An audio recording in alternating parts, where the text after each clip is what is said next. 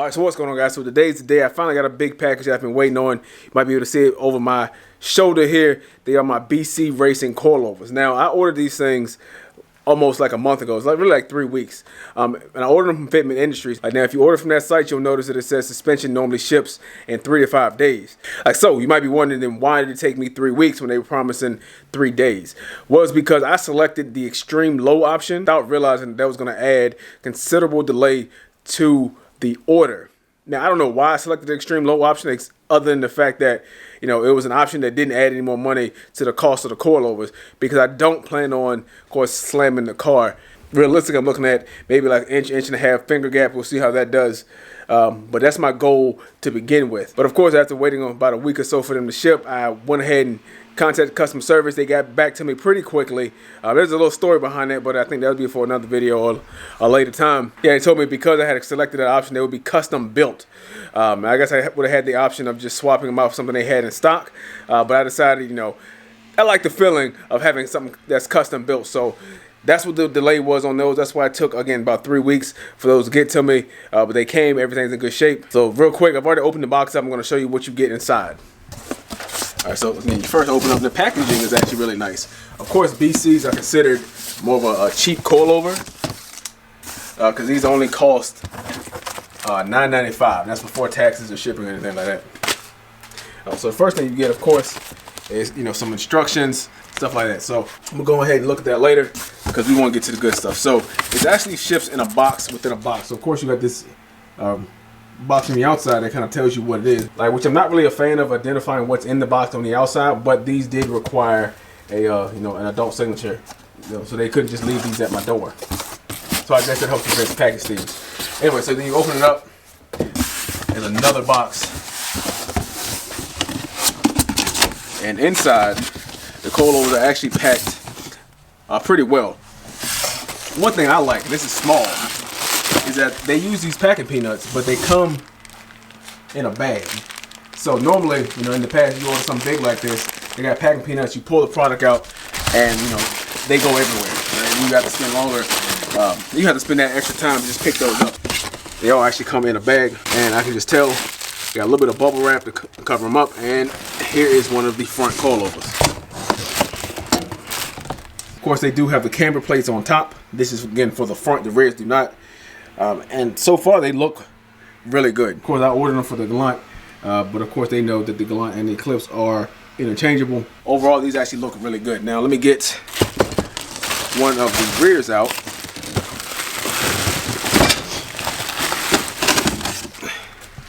Again, so like I said, the rear, you still have the dampening adjustment on top, but there is no camber plate. And again, the rear is pretty simple. One thing that you'll notice, of course, are a lot slimmer than the factory. Now, when I get the front one out, I will go ahead and show you guys what I mean by that. But these are also, should be a little bit lighter than the factory ones too. First impressions, they look really good. I'm excited to get these things installed. Like, so with that, you're gonna need a couple tools. All right, guys, this is pretty much what you'll need. What I have here is just a 10mm socket, a 12, a 14, a 17, and a 24, and of course a ratchet. I have a 24mm wrench here. You don't necessarily need this. You can use a pair of pliers or something, but you will need something to use when you use this socket to help hold that nut still to keep it from spinning on the back. And then over here, both of these aren't necessary, but you will need to have something to persuade a couple different pieces to get back into place. Like this is going to be used in the rear just to help get the stock shock off, because it's going to be under a little tension just to tap it out of the way so we can keep our hands and everything clear. And the pry bar is just going to be used to help us align some parts at the end. That is really all you need. All right, so like I showed you, that's really a basic set of tools that you'll need. This really shouldn't take that long. I think the install of coilovers can really be done on these cars, which again is pretty straightforward, and probably less than 2 hours. Now, depending on the ride height you want, and there'll be some adjustments that will need to be made that can make it take longer. And of course, if you break bolts, that's gonna make it take even longer as well. I also got a couple other things to kind of go with it. Now, these I won't be installing today because I don't have a press, and I really don't feel like messing with these. These will go on later. These are just, of course, the suspension bushings, polyurethane bushings for the rear, or the SPC camber kits. Now, of course, you can do the bolt and washer method, which is quite a bit cheaper. So I guess these are technically the right way to do it. It was with these brackets. Now, I'll leave a link down to the other method that I was talking about in the description in case you guys are interested. But again, these are about $50 a set, and you need 2 sets, obviously. One box will do one side. So I got these, of course, to help with the alignment, like, because the factory does not have enough adjustment in it to be able to, you know, get you back in spec, depending on how low you go. And of course, I do have one more piece to help with that, and those are these Volk lower toe arms. And these things are actually pretty nice, and they're not cheap. So if you guys haven't seen these, so there is a Megan racing version of those, which costs, you know, maybe $50 less. So they essentially do the same thing, but they're gonna help make sure I can get these within. I like these because they're solid. You see it has this spherical bearing on the end, and you won't have to worry about any of these parts really wearing. Now with that, it's going to transmit more vibration like than the other ones or the stock ones, but I want to live with that, especially, you know, to have a quality product and have it be completely adjustable. So my alignment should not be a problem. So it's a pretty nice day today. That's why I got the car outside. I'm gonna do the install out there. And show you guys how quickly it can be done. But of course, the first step is to get the car jacked up, which I have already done. I got blocks behind the rear wheels and jack stands under it, but I'm gonna go ahead and leave my floor jack kind of in the middle just in case. The first thing you want to do is go ahead and hit it with something like this, which is PB Blaster, a penetrating oil. This helps break up any of that rust that may have built up in the threads and keep you from breaking bolts, which will turn this into like a, you know, a week-long project. So I already went and sprayed the bolts down with this. So just spray every bolt down that is touching the suspension, and then, you know, let it sit for a few minutes. What you're going to want to spray, of course, is these 2 bolts here. You have where your brake line connects over here. I may need to take this off. I went ahead and sprayed it anyway. Of course, the 3 bolts that are up top here. I'm gonna do the bottom first and then the top, and then pull everything down. So of course, these 2 bolts here are 24s. But I actually recommend go ahead and taking this one that holds the brake line off. Now I've already loosened mine just so it's out of the way. But of course, put the bolt back into the bracket. Now you're also gonna need, of course, like I said, a 24mm socket, but you're also gonna need a wrench on the back side of it to keep this from spinning.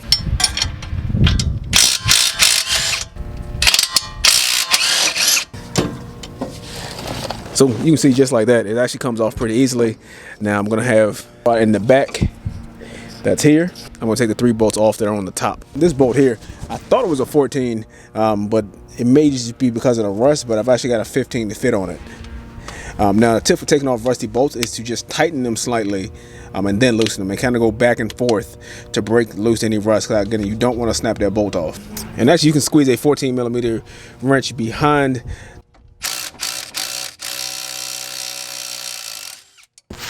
I don't know if you guys saw the dust that came off it, but that was all that rust that's caught up in between the threads. But it came off pretty easily. That little space for the nut that you're trying to grab on. Now these are already busted, so I'll have to replace these at some point, but that won't be today. Well, everything has actually been removed from the bottom, so now we just have to take those 3 bolts on the top. And when you do this, I recommend holding the strut with one hand as you get ready to take the last one off, because of course it will drop because there's nothing holding it.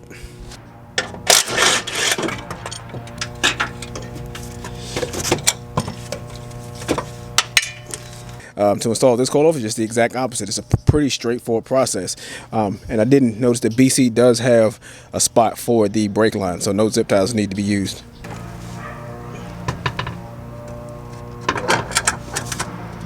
Alright, so now I've just got it loosely installed. So now I'm gonna get the wrenches and try to adjust these and get them about even. Now I can imagine I'm probably gonna have to do this more than once just to get the height that I want.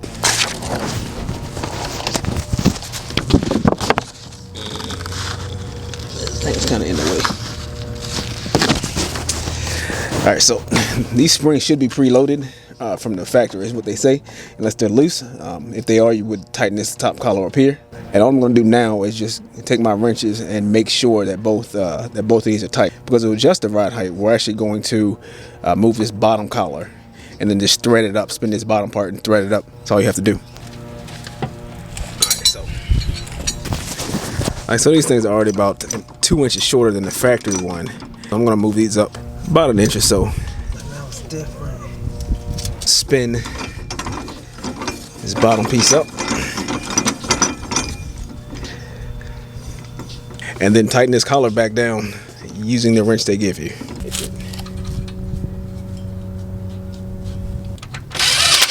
All right, so you can already tell just from the wheel gap, this is going to be considerably lower. So again, this is the driver's side, the one I just finished, versus the passenger side.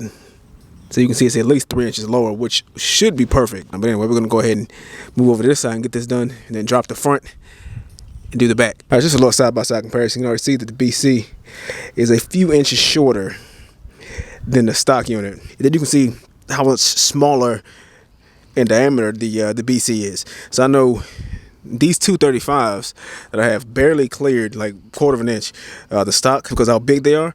But now with the BCs, I have a lot more room. So for the stock unit,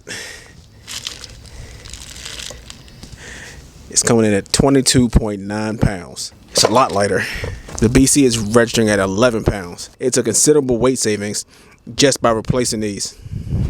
So that's another benefit of going with the coilover system, in addition to the adjustable ride height and the extra clearance that they give you. All right, so I'm on the passenger side. I feel like you probably see this a little bit easier. You can see there is very little clearance. Like I can't get my finger, but now they weren't hitting or anything. Of course, the whole assembly moves together, but I definitely would not have been able to fit a 245 with this stock suspension on here.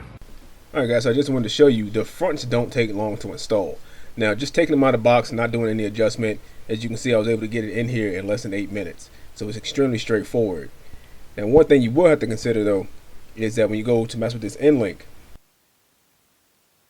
the coilover is going to sit higher up in the body, so you're going to need to use something to get leverage on it to help you get it aligned, because it's going to sit a couple inches shorter, now that you've installed the coilover. So what I'm going to do is use this pry bar underneath of where it attaches on the sway bar, and just use that to help me push up on the bottom.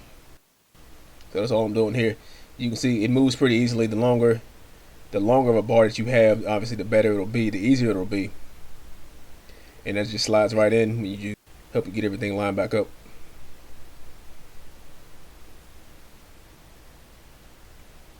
And I did notice, I said that you can use a wrench, but these are aftermarket end links. These are Moog end links.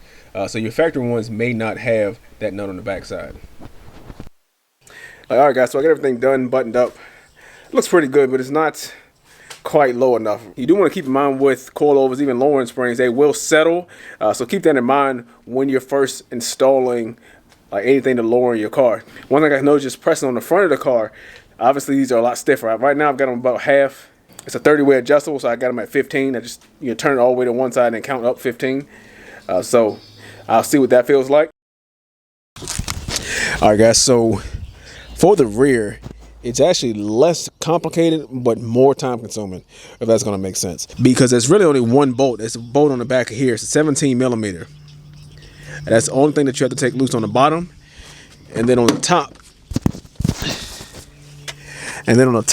you have to remove your seat. This is actually the one area where the Galant is a little bit different than the Eclipse. I think with the Eclipse, it has plastic covers behind the seat, underneath the hatch, that you take off to get to the top of the strut. But for the Galant, you have to remove your back seat. It's just 3 bolts. The bolts actually go in these little hooks. So you remove the bottom seat, which I've showed you guys how to do a couple times, and then there's 3 bolts in these little hooks along the back side. And there's 2 nuts right there on top of the strut. Now you can remove that plastic cap. That's going to allow you to see the top of the strut. And then with the new coilovers, of course, that's how you'll get to your adjustment knob. But yeah, so it's really just 3 nuts. So what I mean by it being less time consuming, obviously there's only 3 bolts, but of course with the rear there's no camber adjustment, so I have to install the camber kit. So it's just extra steps, and that's going to be pretty simple. Now, since I know I'm going to have to adjust these coilovers, I'm not going to install the camber kit until after I'm satisfied with the ride height, and then I'll go back and install the camber kit. So of course, guys, we got to do a side by side of the rear. You can see this quite a bit of difference. So this is not going to be really an accurate comparison because this, I'm assuming, is a replacement shock. It says AST on it. So it's not going to be entirely accurate as far as when I go to weigh them, but we'll see what the difference is. All right, so we got the scale on. Let's go ahead and weigh the stock, or what we have for stock anyway. Try this again, and it's actually not picking up the stock strut at all.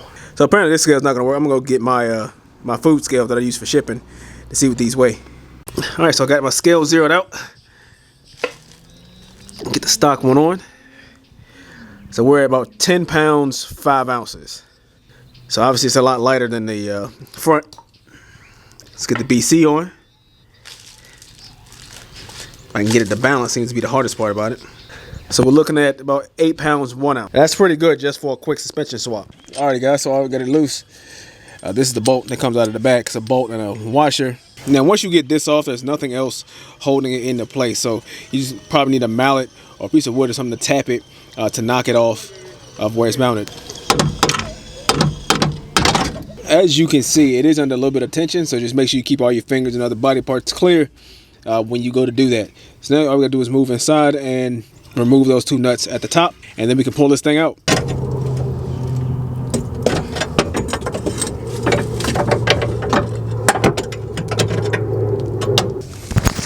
All right, so it is out. The rear struts actually do fit a certain way. So if you look at this side where the hole is, it's a little more flared than it is on this side. Like, so when you go to mount it, this side goes toward the knuckle, and this is the back side.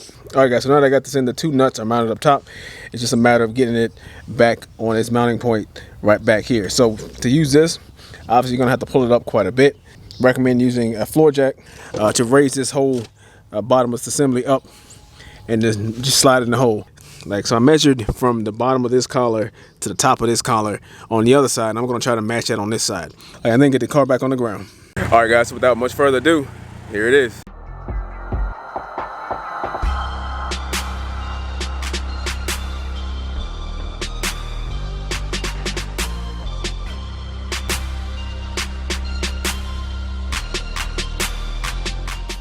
All right guys, so what do you think? Like, personally, I really like the way it looks.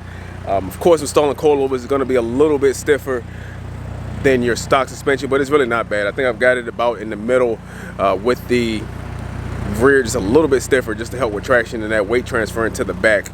But personally, I think it looks really good. I think the Eclipse wheels really fill out the wheel wells nicely. 18 is like a perfect size for these. And like I said, you could run a bigger tire once you go with coilover. So I haven't rolled the fenders or anything. And you can see that when I'm going fast and hit a bump, it is rubbing the tire a little bit, but it's really no big deal. If you look at the fronts are pretty much flush. The rears are tucking a little bit, and there is some negative camber because of course I haven't installed the camber kit yet, but the fronts are pretty good. The backs may need a spacer on, a small spacer. So what do you guys think? You let me know down in the comments. Like I said, I'm really happy with the way it looks. I like the BC coilover. So far, so good. I did put the silencer back in the car, mainly because when I was doing my tuning, a lot of times it was late at night. I didn't want to disturb my neighbors, right? Because I'm such a thoughtful guy. But if you listen,